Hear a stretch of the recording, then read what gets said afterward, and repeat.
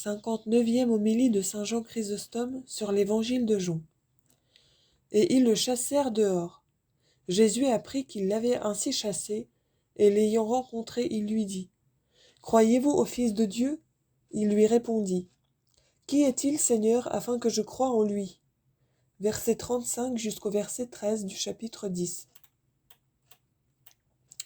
Dieu honore principalement ceux qui, pour la vérité et la confession du nom de Jésus-Christ, souffrent quelque mal ou quelque outrage. Car comme c'est véritablement conserver ses richesses que de les perdre pour Dieu, et aimer sa vie que de la haïr en ce monde, c'est de même s'amasser en trésor de gloire que d'être ici accablé d'injures. Tel fut le sort de l'aveugle. Les Juifs le chassèrent du temple, et le Seigneur du temple le reçut. Il fut chassé d'une assemblée empestée, et il trouva la source du salut. Il fut déshonoré par ceux qui déshonorèrent Jésus-Christ, et le Seigneur des anges l'honora. Telles sont les récompenses de ceux qui défendent la vérité. Ainsi nous-mêmes, après avoir prodigué ici-bas nos richesses, nous acquérons les biens célestes. Si nous avons donné notre fortune aux pauvres qui sont accablés de misère, nous irons nous reposer dans le ciel. Si nous sommes accablés d'outrage pour le saint nom de Dieu, nous serons honorés ici et là-haut. Jésus rencontra l'aveugle aussitôt qu'on l'eut chassé du temple. L'évangéliste veut dire que Jésus vint exprès pour aller à sa rencontre et considérer la récompense qu'il lui donne. Il lui octroie le plus grand de tous les biens, car il se fait connaître à lui, qui ne le connaissait point auparavant, et il l'associe à ses disciples.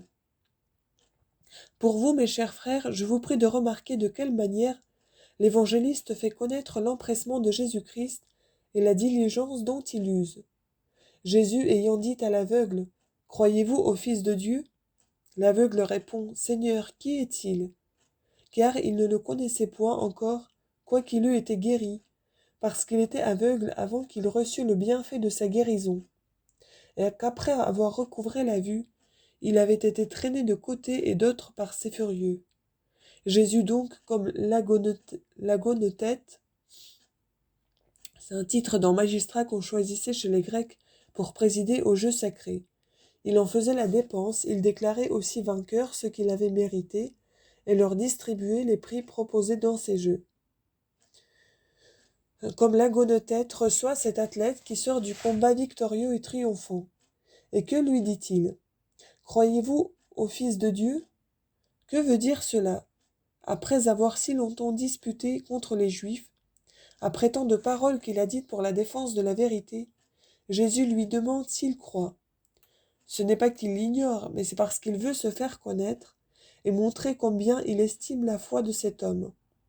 En si grand peuple, dit-il, m'a chargé d'injures, je n'en fais point de cas. La seule chose que je désire, c'est que vous croyiez en moi, car un seul homme qui fait la volonté de Dieu vaut mieux qu'une grande multitude de prévaricateurs. Croyez-vous au Fils de Dieu ? Jésus l'interroge comme étant lui-même le Fils de Dieu, lui qui est présent à ses yeux, et il commence par lui inspirer le désir de le connaître. Car il ne lui a point dit « Croyez sur le champ », mais il l'a interrogé sur sa créance. Que répond-il donc ? Et qui est-il, Seigneur, afin que je croie en lui ? Réponse d'un homme qui souhaite et désire ardemment. Il ne connaît pas celui pour qui il a tant parlé, et en cela même il vous fait connaître la grandeur de son amour pour la vérité. La faveur ni l'intérêt ne l'avaient point fait parler, puisqu'il n'avait pas encore vu son bienfaiteur. Jésus lui dit : « Vous l'avez vu, et c'est celui-là même qui parle à vous. » Il ne dit point : « C'est moi », usant encore de ménagement, il lui répond : « Vous l'avez vu. » Ces paroles étaient obscures, c'est pourquoi il en ajoute de plus claires, et il dit : « C'est celui-là même qui parle à vous. » L'aveugle répondit : « Je crois, Seigneur, et se prosternant aussitôt, il l'adora. » Le Sauveur ne lui dit pas non plus : « C'est moi qui vous ai guéri, c'est moi qui vous ai dit, allez vous laver dans la piscine de Siloé. » Mais passant ces choses sous silence, il lui dit : « Croyez-vous au Fils de Dieu ? » Sur quoi l'aveugle se prosterna en continent, et l'adora avec une grande démonstration d'amour et d'affection, ce que firent un petit nombre seulement de ceux qui l'avaient guéri. comme les lépreux et quelques autres peut-être. Jésus lui découvrit ensuite sa divine puissance, car afin qu'on ne crût pas que c'étaient là de simples paroles, il y joignit le témoignage des œuvres. Et comme l'aveugle était encore prosterné à ses pieds pour l'adorer, il ajouta : « Je suis venu dans ce monde pour exercer un jugement, afin que ceux qui ne voient point voient, et que ceux qui voient deviennent aveugles. » Saint Paul dit la même chose. Que conclurons-nous donc ? Que les gentils qui ne cherchaient point la justice ont embrassé la justice, et une justice qui vient de la foi en Jésus-Christ. Qu'au contraire, les Israélites qui recherchaient la justice de la loi ne sont point parvenus à cette justice. Épître aux Romains, chapitre 9, verset 30. Quand Jésus-Christ a dit « Je suis venu dans ce monde pour exercer un jugement », il a affirmé l'aveugle dans la foi, et il y a invité ceux qui le suivaient, à savoir les pharisiens. Et ce mot « en jugement » signifie un plus grand supplice.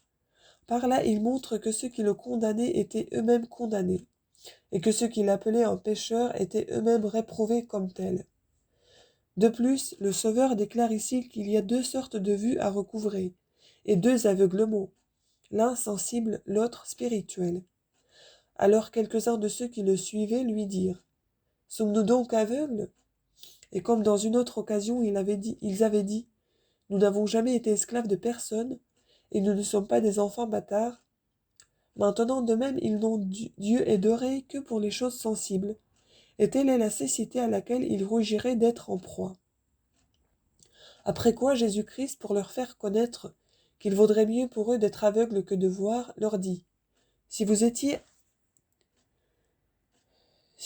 aveugles, vous n'auriez point de péché. » Les Juifs, regardant donc comme une ignominie le malheur d'être aveugles, Jésus-Christ rétorque leur discours contre eux et leur dit : « C'est là ce qui vous rendrait moins coupables, et vous ne seriez pas si sévèrement punis. » Ainsi le Sauveur écarte toujours les sentiments humains et charnels, et il élève l'âme en lui inspirant des pensées grandes et admirables. Vous dites donc maintenant que vous voyez.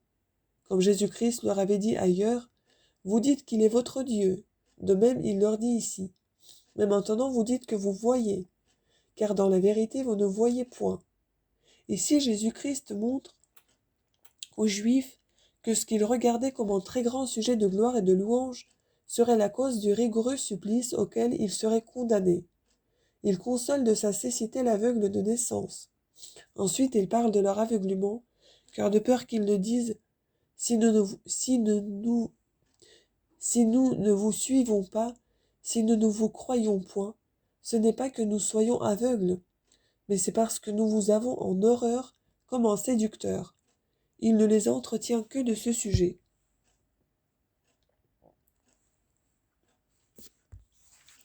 Et ce n'est pas sans raison que l'évangéliste a marqué que quelques pharisiens qui étaient avec Jésus comprirent ses paroles et lui dirent : « Sommes-nous donc aussi aveugles ? » C'est pour vous faire ressouvenir que ce sont les mêmes qui s'étaient auparavant retirés de sa suite et qui avaient jeté des pierres sur lui. Car quelques-uns le suivaient par manière d'acquis, aussi ils le quittaient et se tournaient facilement contre lui. Par où Jésus-Christ prouve-t-il donc qu'il n'est pas un imposteur et un charlatan, mais le pasteur ? C'est en opposant les unes aux autres les marques et du pasteur et du charlatan qu'il leur donne le moyen d'examiner et de connaître la vérité. Et premièrement, il montre ce que c'est qu'un fourbe et un larron, le qualifiant ainsi par les Écritures mêmes. En vérité, je vous le dis, celui qui n'entre pas par la porte dans la bergerie des brebis, mais qui y monte par un autre endroit, est un voleur et un larron. Chapitre 10, verset 1. Observez, mes frères, les marques du larron. Premièrement, il n'entre pas de jour ni publiquement. En second lieu, il n'entre pas par l'autorité des Écritures, car entrer par les Écritures, c'est entrer par la porte. Au reste, le Sauveur désigne ici les faux prophètes, les faux pasteurs qui l'avaient précédé, et ceux qui devaient le suivre.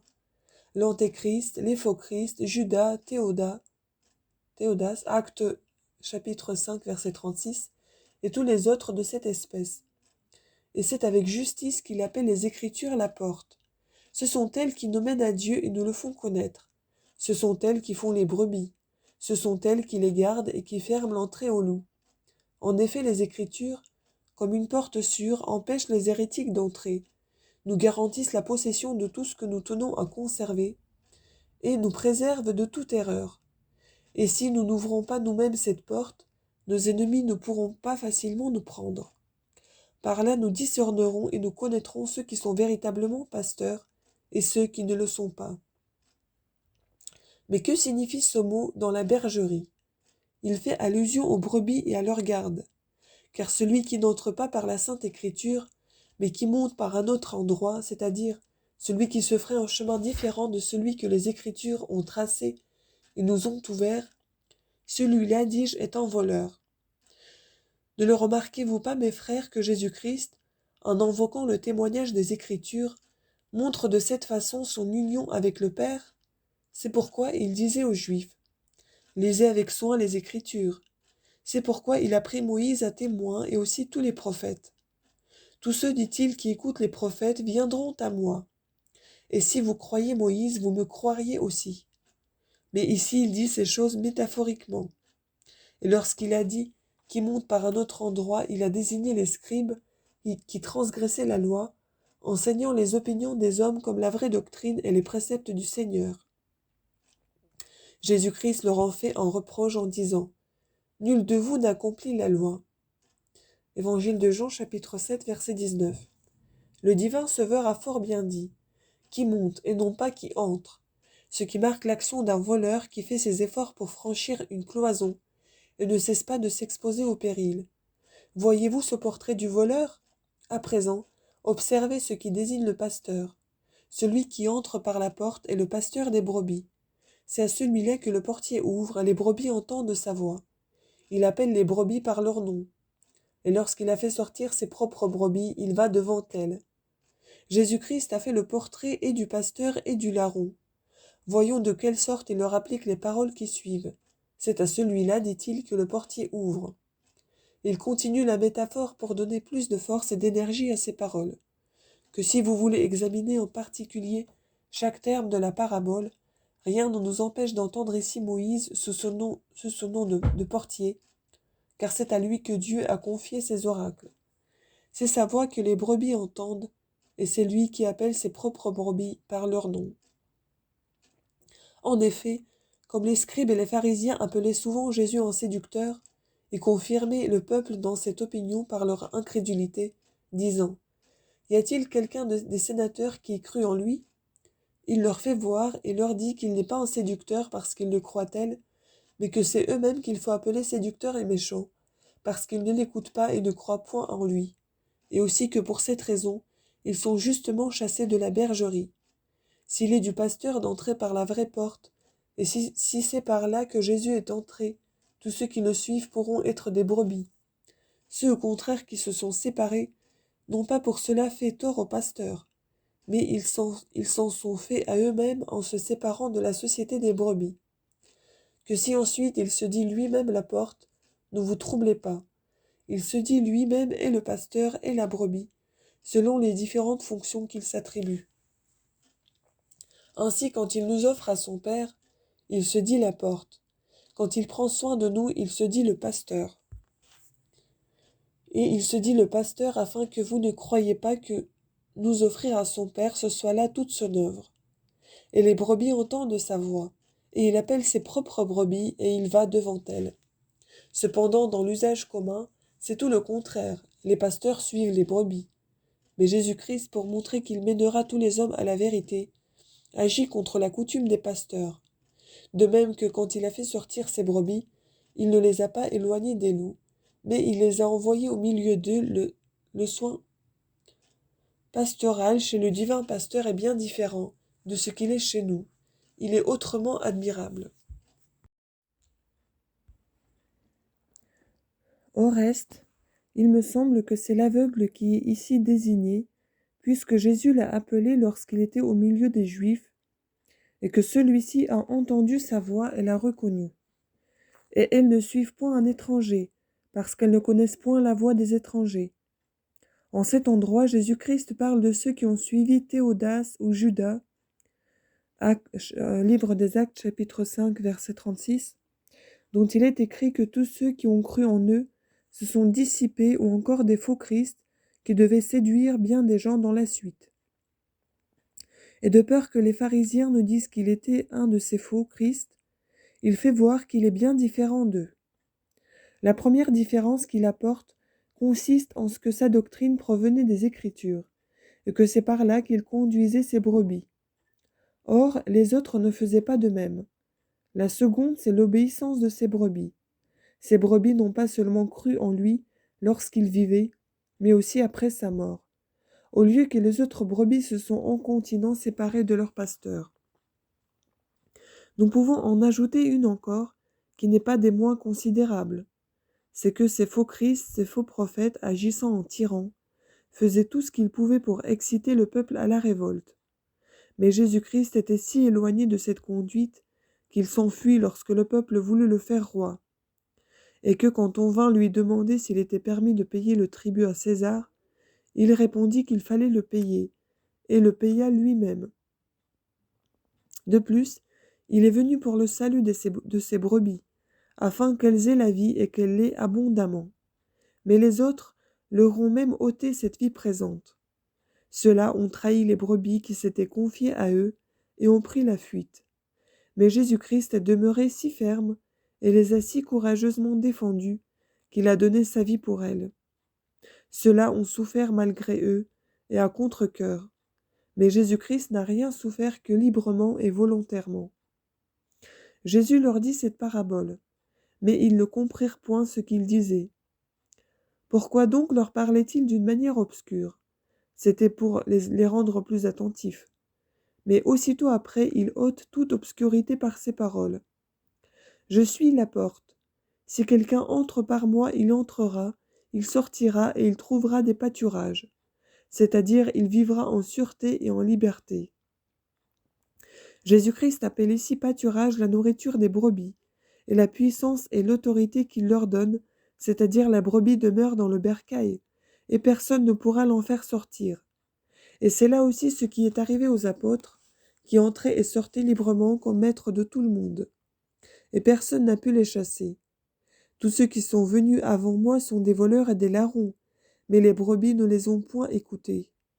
Jésus-Christ ne parle point là des prophètes, comme le prétendent les hérétiques, car les brebis les ont écoutés, et c'est par eux qu'ont cru en Jésus-Christ tous ceux qui ont cru en lui. Mais il parle des Théodas, de Judas et des autres séditieux. De plus, ces paroles, les brebis ne les ont point écoutées, il est dit à la louange des brebis. Or jamais il ne loue ceux qui n'ont point écouté les prophètes. Au contraire, il les blâme et les reprend fortement. D'où il est évident que c'est de ce séditieux que le Sauveur dit que les brebis ne les ont point écoutés. Le voleur ne vient que pour voler, pour égorger et pour perdre, comme il arriva dans la sédition de Théodas, où tous furent égorgés et massacrés. Mais pour moi, je suis venu afin que les brebis aient la vie et qu'elle l'ait plus abondamment. Qu'est-ce que je vous prie qu'une vie plus abondante? C'est le royaume des cieux.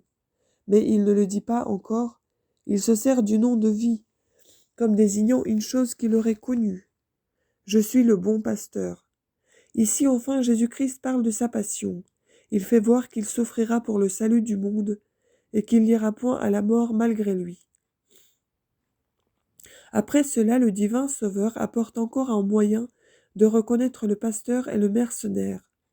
Car le bon pasteur, dit-il, donne sa vie pour ses brebis, mais le mercenaire est celui qui n'est point pasteur et à qui les brebis n'appartiennent pas. Voyant venir, le loup abandonne les brebis et s'enfuit, et le loup vient et les ravit. Par ces paroles, Jésus-Christ montre qu'il est égal à son Père en puissance et en autorité, car il est lui-même le pasteur à qui les brebis appartiennent.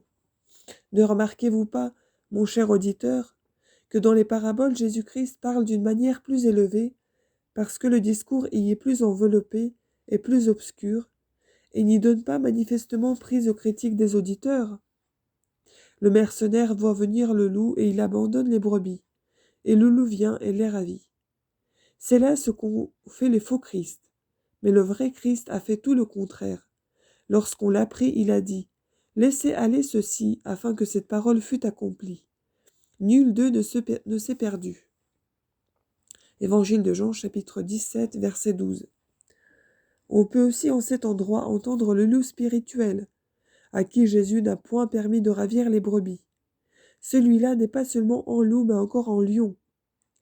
Car le démon, notre ennemi, tourne autour de nous comme un lion rugissant. Première épître de Pierre, chapitre 5, verset 8. Il est le serpent et le dragon. Foulez aux pieds les serpents et les scorpions. Évangile de Luc, chapitre 10, verset 19. C'est pourquoi je vous conjure, mes chers frères, de demeurer sous la conduite du pasteur. Nous y demeurerons si nous écoutons sa voix, si nous lui obéissons, si nous ne suivons point un étranger. Et quelle est la voix qu'il fait entendre? Bienheureux les pauvres d'esprit, bienheureux ceux qui ont le cœur pur, bienheureux ceux qui sont miséricordieux. Si nous observons ces choses, nous demeurerons sous la garde du pasteur, et le loup ne pourra point trouver d'entrée dans nous. Mais quand même il se jetterait sur nous, ce serait à sa confusion et à sa perte. Car nous avons un pasteur qui nous aime si fort qu'il a donné sa vie pour nous. Puis donc que notre pasteur est tout-puissant et nous aime, qu'y a-t-il qui puisse nous empêcher de faire notre salut? Rien, si nous ne faisons pas nous-mêmes défection. Et en quoi consisterait cette défection? Écoutez-le, il vous l'apprend. Vous ne pouvez servir deux maîtres, Dieu et les richesses. Évangile de Matthieu, chapitre 6, verset 24. Si donc nous servons Dieu, nous échapperons à la tyrannie des richesses.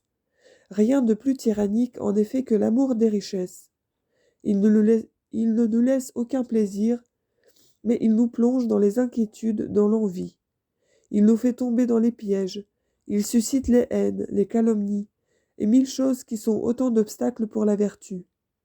Il nous jette dans l'oisiveté, dans la mollesse, dans l'avarice, dans l'ivrognerie, dans tous ces vices qui changent les hommes libres en esclaves et les rendent plus misérables que les esclaves. Oui, dis-je, ils les rendent esclaves non des hommes, mais de la plus terrible de toutes les maladies de l'âme.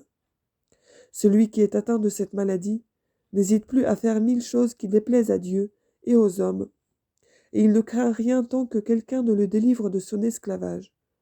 Ô dure servitude! Ô domination diabolique! En effet, est-il en état plus affreux et plus misérable? Nous sommes accablés d'une infinité de maux, et nous en avons de la joie. Nous sommes dans les fers, et nous aimons nos chaînes. Logés dans une obscure prison, nous refusons la lumière qu'on nous présente. Loin de là, nous cherchons à accumuler nos maux, et nous nous réjouissons de notre maladie. C'est pourquoi nous ne pouvons point recouvrer la liberté, et nous sommes de pires conditions que ceux qui sont condamnés aux mines, puisqu'accablés de travaux et de misère, nous n'en recueillons aucun fruit, et ce qu'il y a encore de plus terrible, c'est que si quelqu'un veut nous tirer de cette cruelle servitude, nous ne le souffrons pas et même nous nous fâchons et nous nous mettons en colère. Nullement différents des fous, ou plutôt encore bien plus misérables qu'eux, nous ne voulons point guérir de notre folie. Mais ô homme, est-ce pour cela que vous êtes venus au monde? Est-ce pour travailler aux mines et amasser de l'or que Dieu vous a fait homme? Non, certes, ce n'est point à cette fin que le Seigneur vous a formé à son image, mais c'est afin que vous vous rendiez agréable à sa divine majesté, afin que vous acquériez les biens futurs, afin qu'un jour vous soyez associés au concert des anges.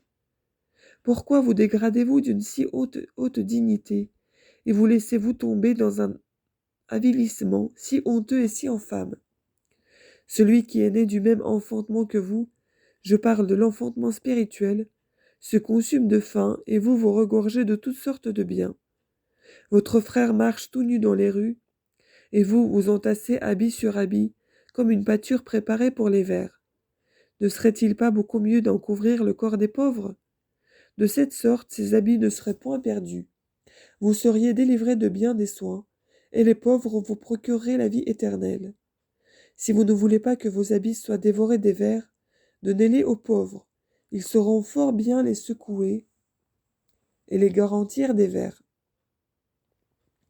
Le corps de Jésus-Christ est de plus grand prix et plus sûr que toutes vos armoires.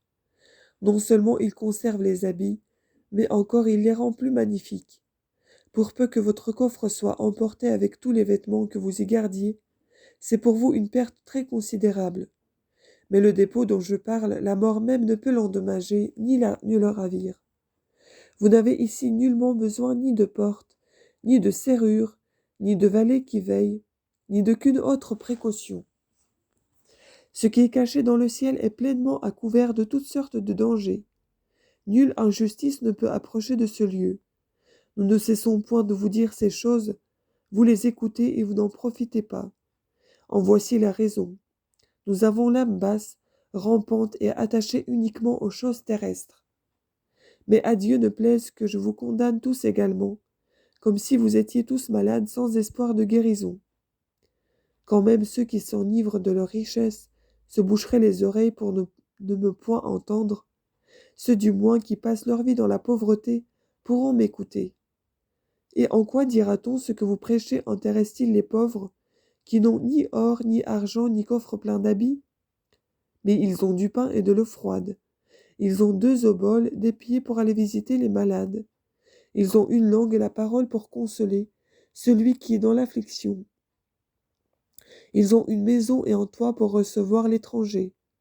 Des pauvres, nous n'exigeons pas tant et tant de talents d'or. C'est aux riches que nous demandons cela, que si le Seigneur vient à la porte du pauvre, du mendiant, il n'aura point de honte de recevoir même une petite obole. Au contraire, il dira qu'il a plus reçu de lui que de ceux qui lui ont beaucoup donné.